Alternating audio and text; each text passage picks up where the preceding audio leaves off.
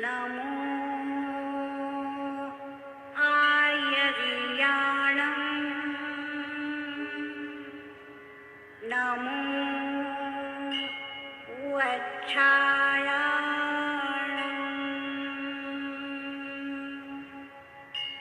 नमो लोये सर्वसाहुणम् एषु पञ्चणमुक्तारो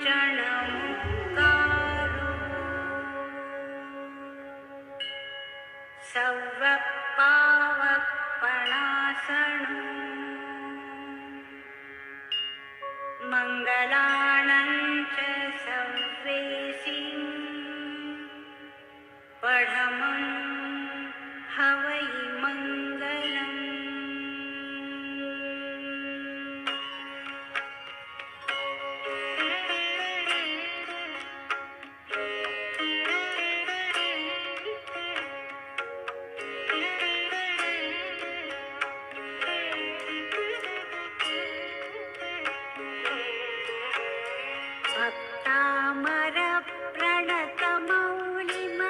भक्तामरप्रणतमौलिमणिप्रभाणा उद्योतकं दलितपापतमोहितानं सम्यक् प्रणम्य जिनपादयुगं युगादा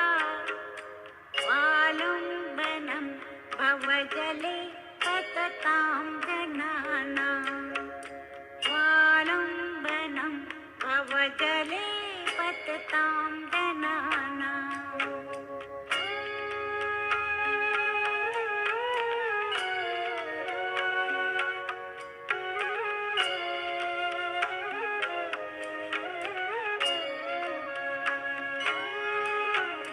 यः संस्तुतः सकलवाङ्मय तत्त्वबोधात् उद्भूतबुद्धिपटुभिः सुरलोकनाथैः स्तोत्रैर्जगत्त्रितयचित्तहरैरुदारैः स्तोष्यैकिलाहमपि तं प्रथमं जिनेन्द्रम् स्तोष्यैकिलाहमपि तं प्रथमं जिनेन्द्रम्।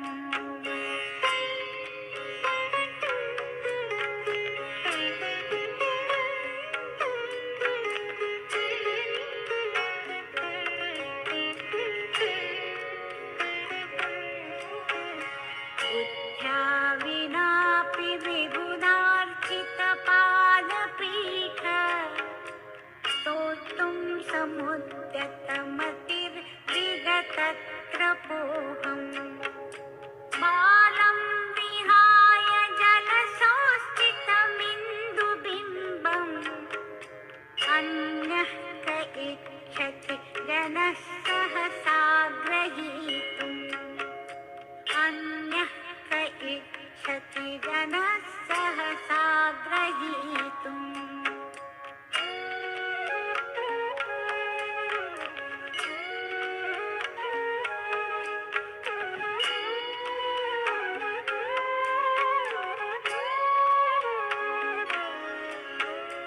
वक्तुं गुणान् गुणसमुद्रशशाङ्ककान्तान्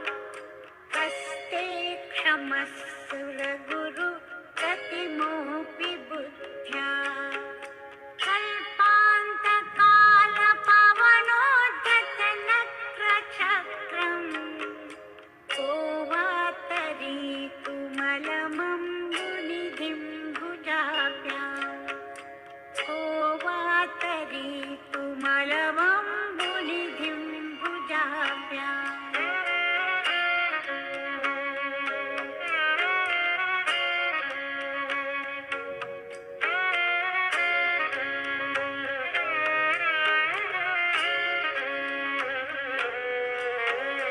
सोऽहं तथापि तव भक्तिवशान्मुनीश कर्तुं स्तवं विगतशक्तिरपि प्रवृत्तः प्रीत्यात्मवीर्यमविचार्य मृगो मृगेन्द्र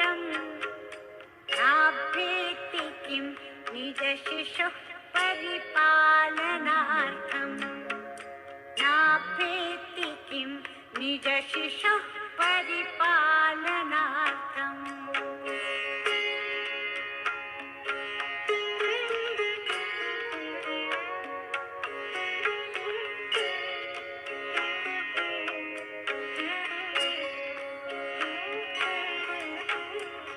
अल्पश्रुतं श्रुतवतां परिहासधाम त्वद्भक्तिरेव मुखरीकुरुते बलान्मा यत्कोकिलः किल मधुरं विरोति तच्चारुच्युतकलिका निकरैकहेतुः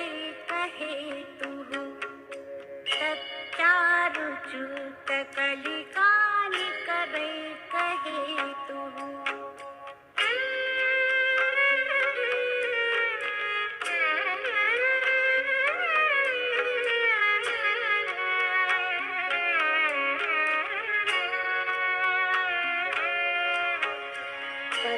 तत्संस्तवेन भवसन्तति सन्निबद्धम्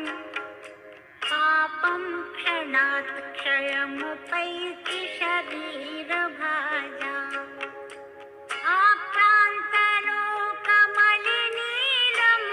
आक्रान्तलोकमलिनीलमशेषमाशु सूर्यांशु भिन्नमिव शार्वरमन्धकारम् सूर्यांशु भिन्नमिव शार्वरमन्धकारम्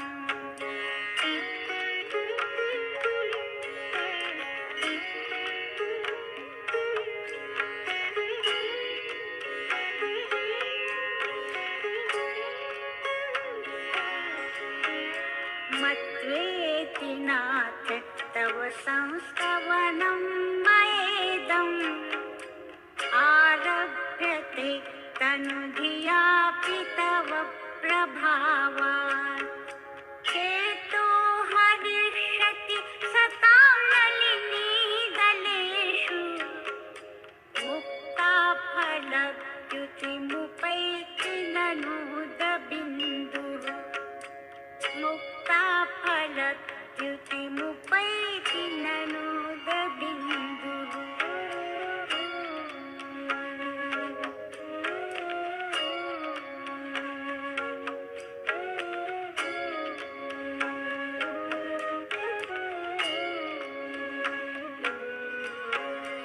आस्तां तवस्तव नमस्तसमस्तदोषम्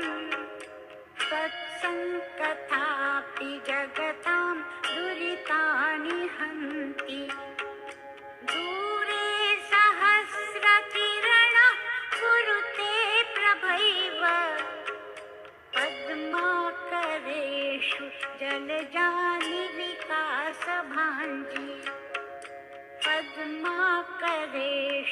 जलजानि विकासभाञ्जी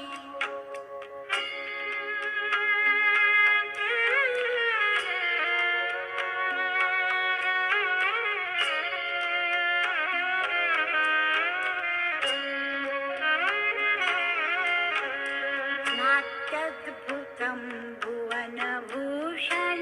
भूतनाथ भूतैर्गुणैर्भुवि भवन्तमभिष्टुवन्तः तुल्या भवन्ति भवतो ननु तेन किं वा भूत्याश्रितं यैहनात्मसमं करोति भूत्याश्रितं यैहनात्मसमं करोति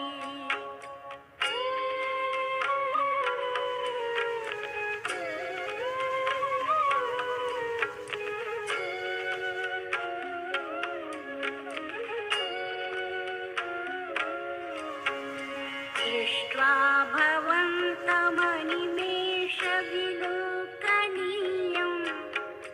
नान्यत्र दोषमुपयाति जनस्य चक्षुः पीत्वा पयः शशिकरद्युतिदुग्धसिन्धोः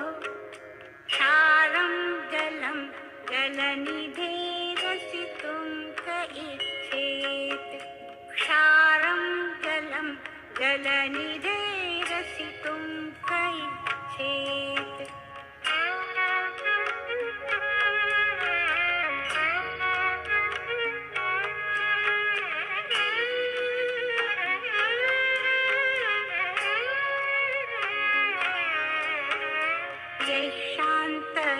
शान्तरागरुचिभिः परमाणुभिस्त्वं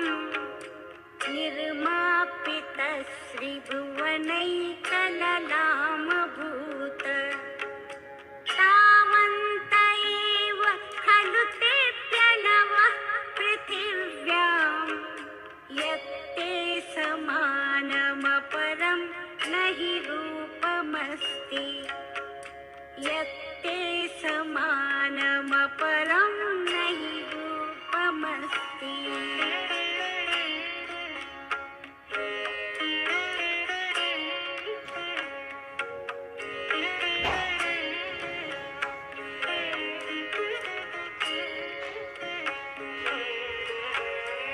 वक्त्रं क्वते सुरनरोरगनेत्रहारी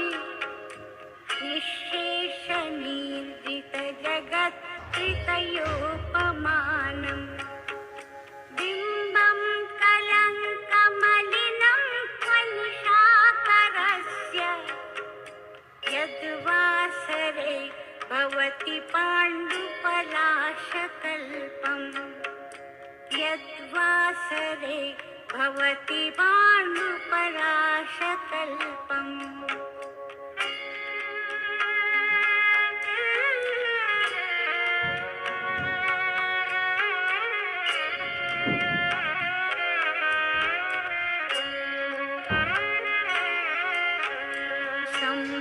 सम्पूर्णमण्डल शशाङ्ककलाकलाप शुभ्रा गुणास्त्रिभुवनं कवलङ्घयन्ति ये संश्रितास्त्रिजगदीश्वर नाथमेकं कस्तान्निवारयति सञ्चरतो यथेष्टम् कस्तान्निवारयति सञ्चरतो यथेष्टम्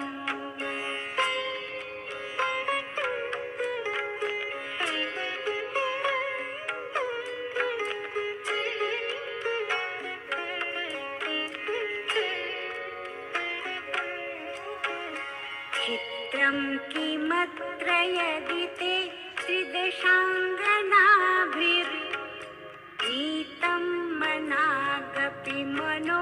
न विकारमार्गम् कल्पान्तकालमरुताचलिताचलेन किं मन्दराद्रिशिखरं चलितं कदाचित् किं मन्दराद्रिशिखरं चलितं कदाचित्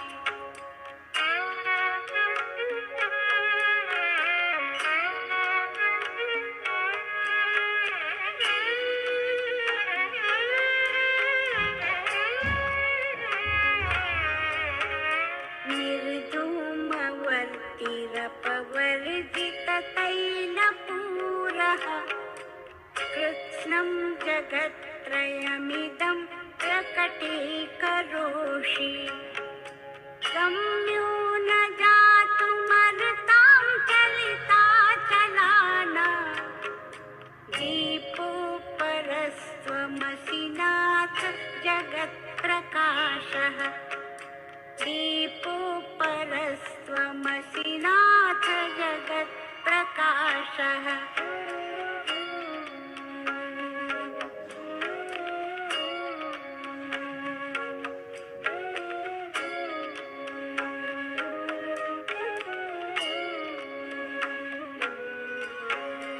नास्तं कदाचिदुपयासि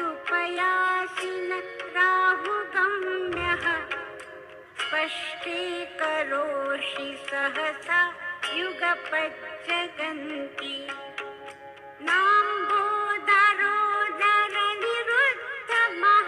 नाम्बोदरोदरनिरुद्धमहाप्रभावः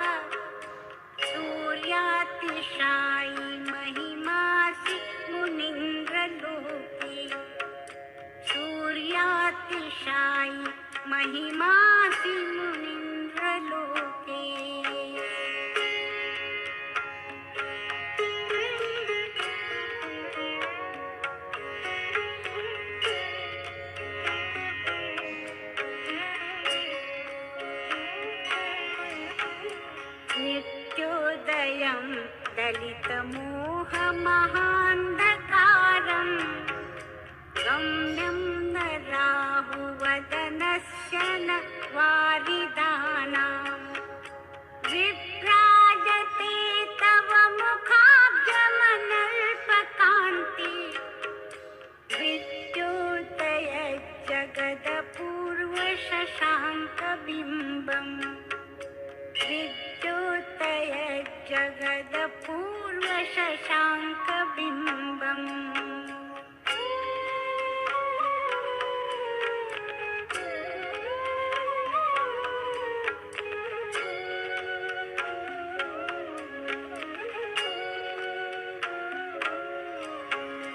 किं शर्वरीषु शशिनान्वि विवस्वता वा युष्मन्मुखेन्दुदलितेषु तमस्सु नाथ निष्पन्नशालिवनशालिनि जीवलोके कार्यं कियज्जलधरैर्जलभारनम्रैः कार्यं कियज्जलधरैर्जलभारनम्रैः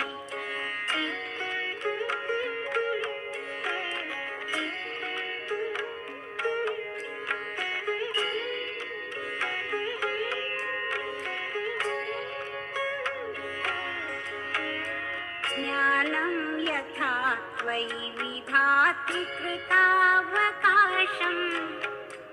नैवं तथा हरिहरादिषु नायकेषु तेजस्फुरन्मणिषु याति यथा महत्त्वं नैवं तु काचशकले किरणाकुलेऽपि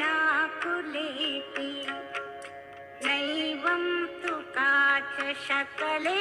किरणाकुलेऽपि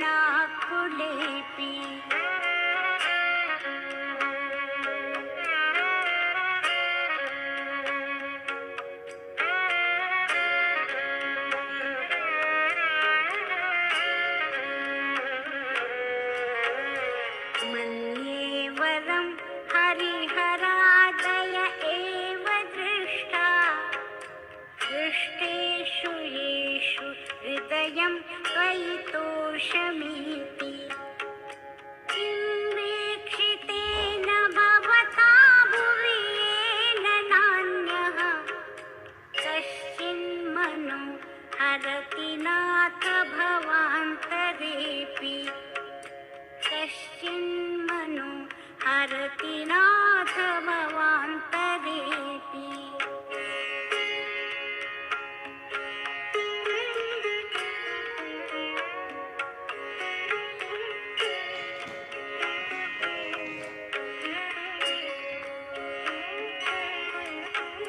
स्त्रीणां शतानि शतशो जनयन्ति पुत्रान् नान्यासुतं त्वदुपमं जननी प्रसूता सर्वादिशो ददति भानि सहस्ररश्मिं प्राच्येव जनयति स्फुरदंशुजालम् प्राच्येव जनयति स्फुरदंशुजालम्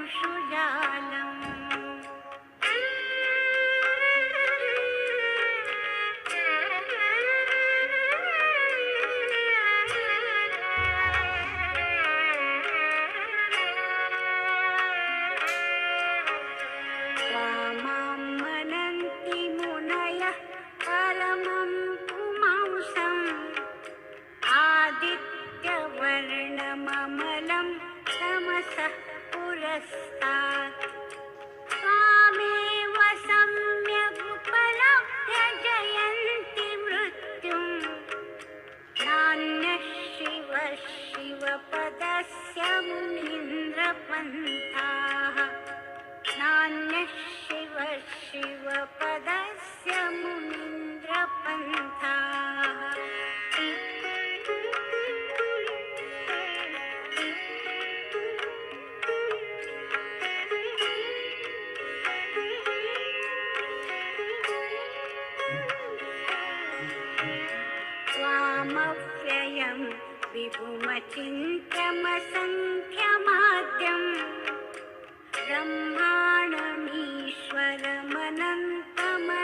ब्रह्माणमीश्वरमनन्तमनङ्गकेतुम्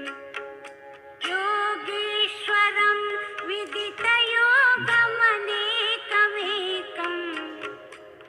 ज्ञानस्वरूपममलं प्रवदन्ति सन्तः ज्ञानस्वरूपममलं प्रवदन्ति सन्तः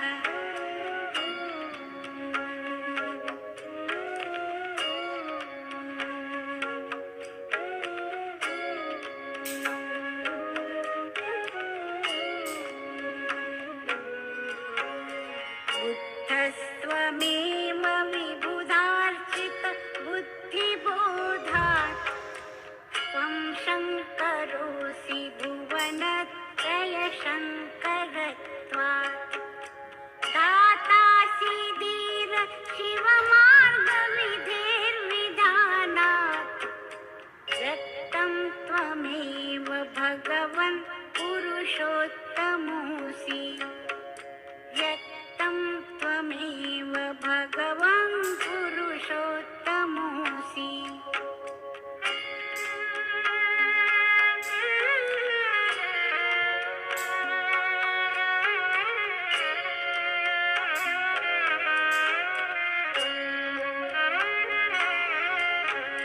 तुभ्यं नमस्त्रिभुवनार्ति हराय नाथ तुभ्यं नमः क्षितितलामलभूषणाय तुभ्यं नमस्त्रिजगतः परमेश्वराय तुभ्यं नमो जिनभवोदधिशोषणाय तुभ्यं नमो जिनभवोदधिशोषणाय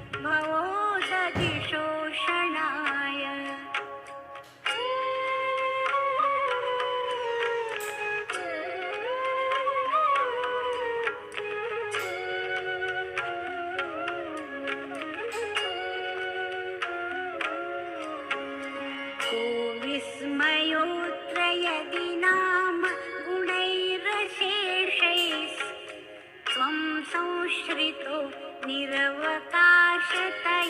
मुनीश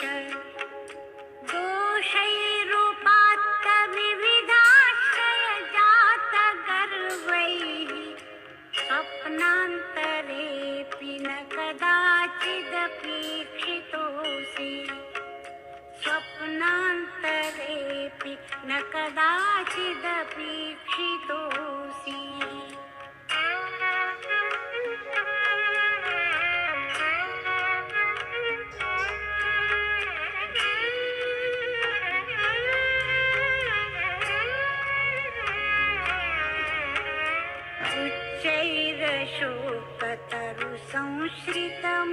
उच्चैरशोकतरुसंश्रितमुन्मयूखम्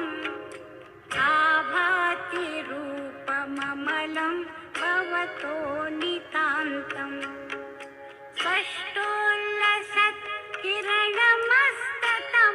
स्पष्टोल्लसत्किरणमस्ततमोवितानम् बिम्बं रवेरिव पयोधर पार्श्ववर्ती बिम्बं रवेरिव पयोधर पार्श्ववर्ती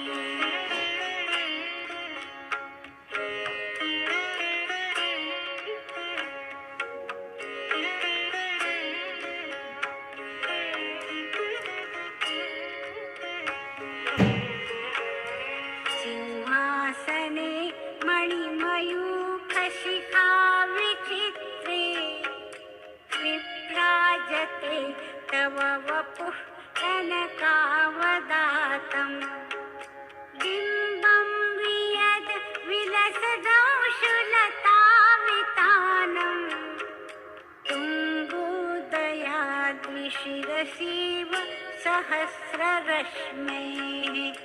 तुङ्गोदयाद्विशिरसीव सहस्ररश्मेः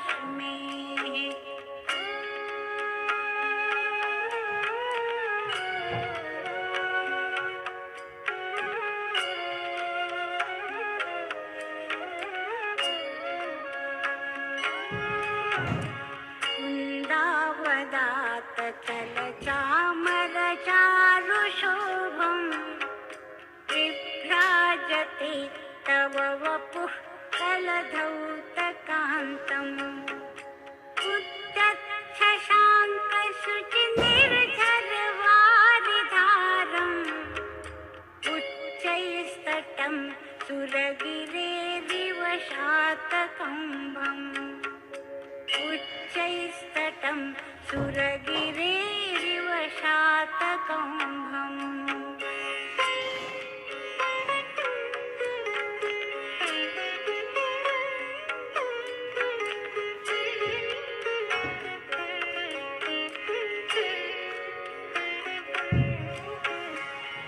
छत्रत्रयं तव विभाति शशाङ्ककान्तम्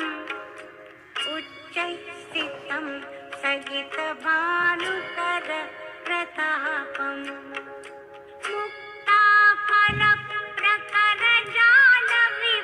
मुक्ताफलप्रकरजालविवृद्धशोभम् प्रख्यापयत् त्रिजगतः परमेश्वरत्वम् प्रख्यापयत् त्रिजगतः परमेश्वरत्वम्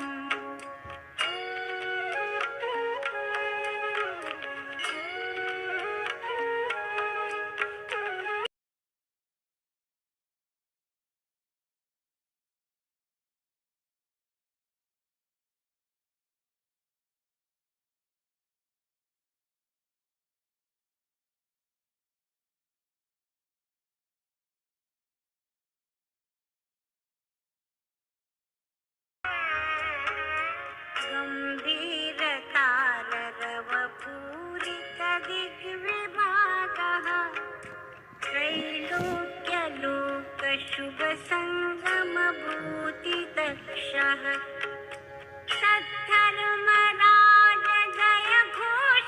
सद्धर्मराजजयघोषणघोषकः सन्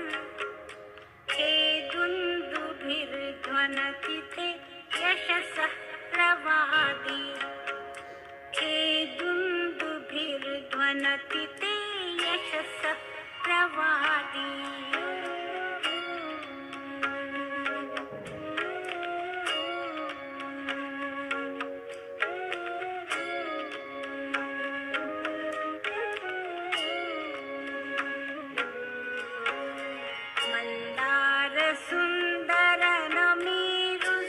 मन्दारसुन्दरनमेरुसुपारिजात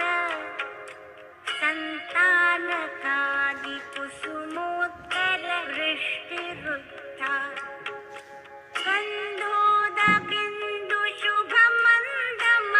गन्धोदबिन्दुशुभमन्दमरुद्रपाता दिव्यादिवः पतति ते वचसां ततिर्वा दिव्यादिवः पतति ते वचसां ततिर्वा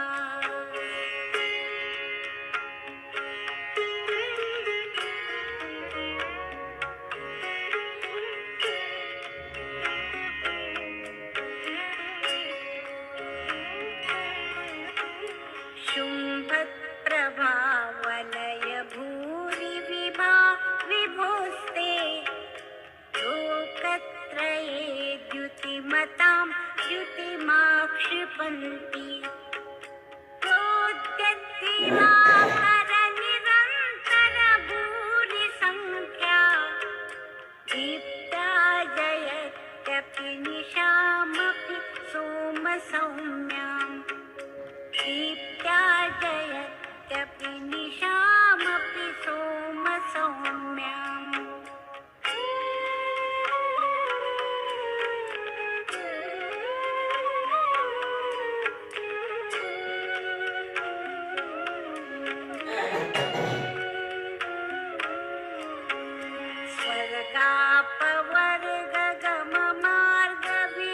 स्वर्गापवर्गगममार्गविमार्गणेष्टः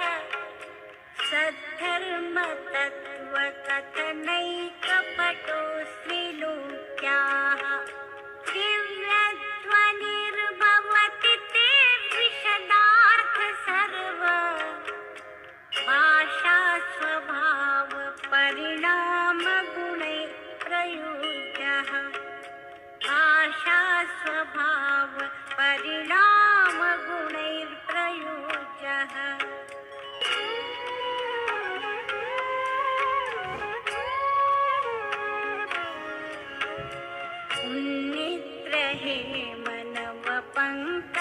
पुञ्जकान्ति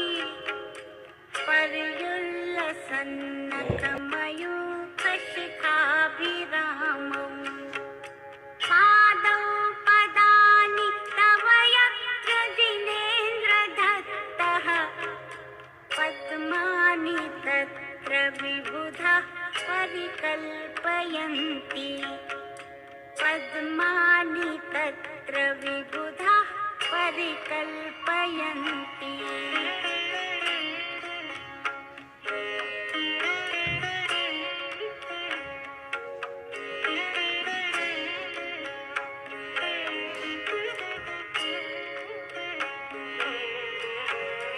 इत्थं यथा तव विभूतिरभुजिनेन्द्र धर्मोपदेशनविधौ न तथा परस्य यादृक्प्रभा दिनकृतः प्रहतान्धकारा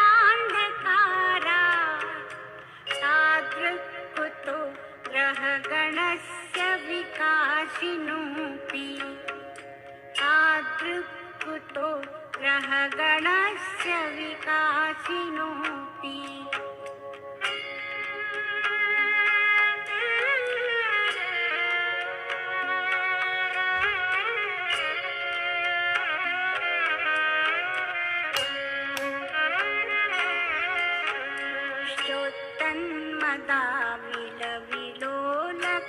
श्रोत्तन्मदाविलविलोलकपोलमूल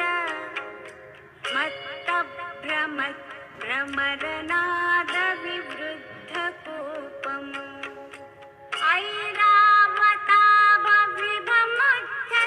ऐरावताभविभमध्यतमापतन्तम्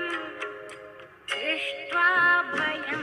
भवति नो भवदाश्रितानां दृष्ट्वा भयं भवति नो भवदाश्रितानाम्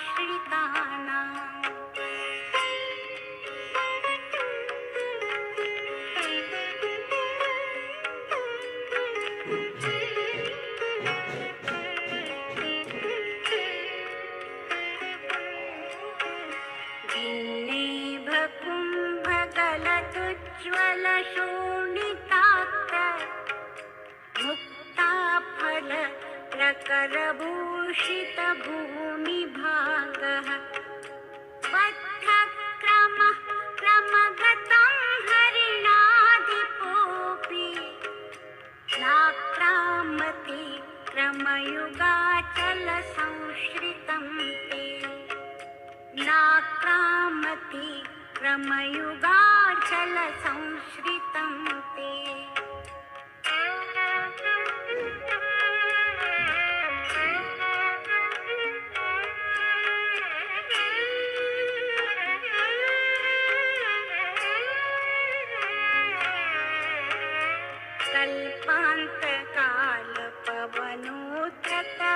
कल्पान्तकालपवनोत्तकवह्निकल्पम् दावानलं ज्वलितमुज्ज्वलमुत्फुल्लिङ्गम् विश्वं जिगत्सुमिव सम्मुखमापतन्तम् त्वन्नामकीर्तनजलं शमयत्यशेषम् त्वन्नामकीर्तनजलं शमयत्यशेषम्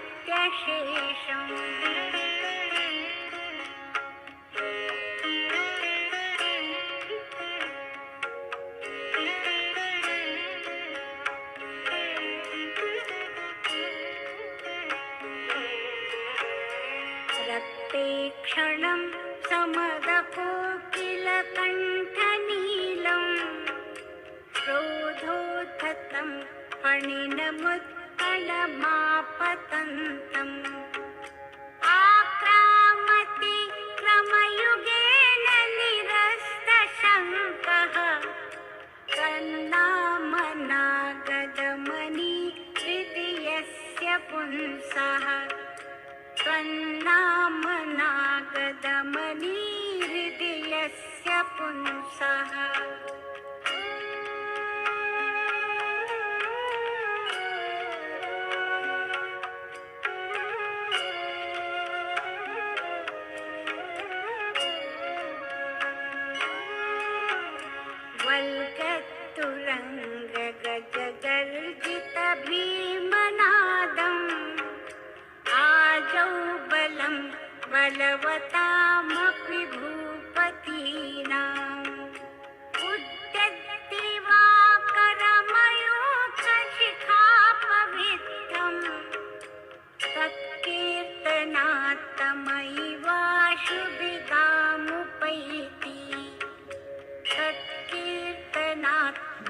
मयि वा शुभिदामुपैति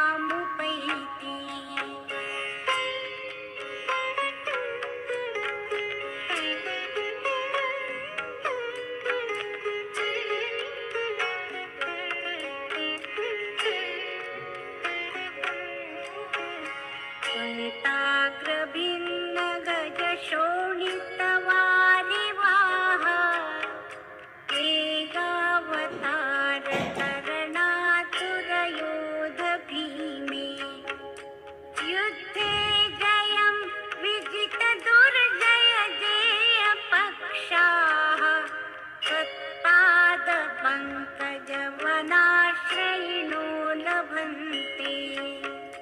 त्वत्पादपङ्कजवनाश्रयिणो लभन्ते।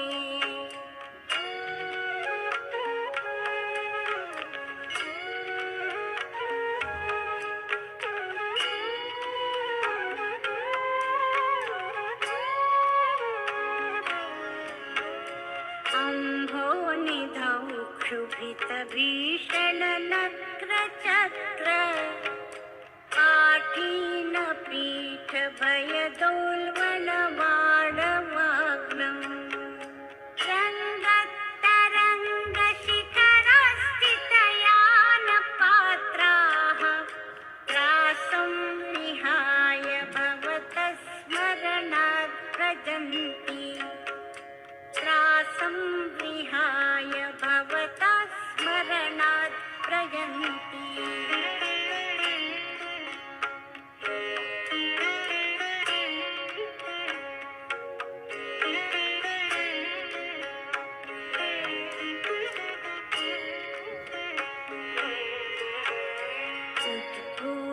भीषण जलोधर भारभुग्नाः शोचां दशामुपगताश्च्युतजीविताशाः त्वत्पादपङ्कजरजोऽमृतदिग्धदेहा मर्त्या भवन्ति मकरध्वजतुल्यरूपाः मर्त्या भवन्ति मकरध्वजतुल्यरूपाः।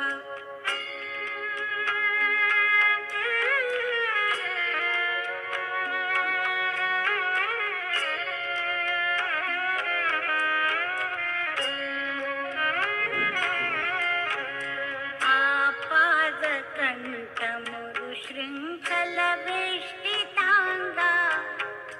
गाढं बृहन्ति गडकोटिनिकृष्टजङ्घाः त्वन्नाममन्त्रमनिशं मनुजा स्मरन्तः सत्यस्वयं विगतबन्धभया भवन्ति सत्यस्वयं विगतबन्धभया भवन्ति।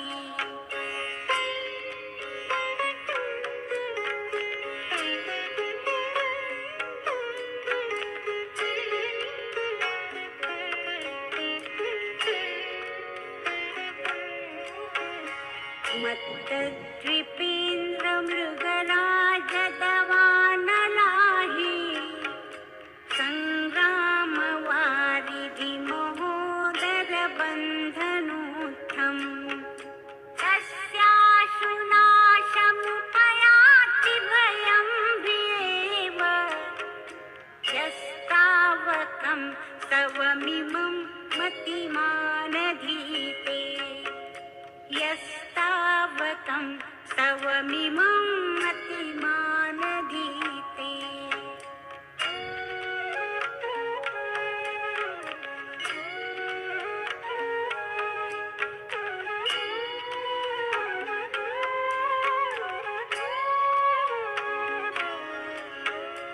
सूत्रस्रजं तव दिनेन्द्रगुणैर्निबद्धां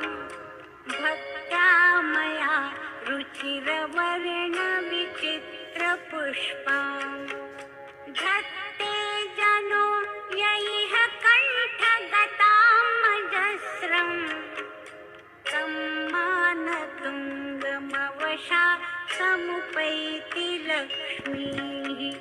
सम्मानतुङ्गमवशा समुपैति लक्ष्मीः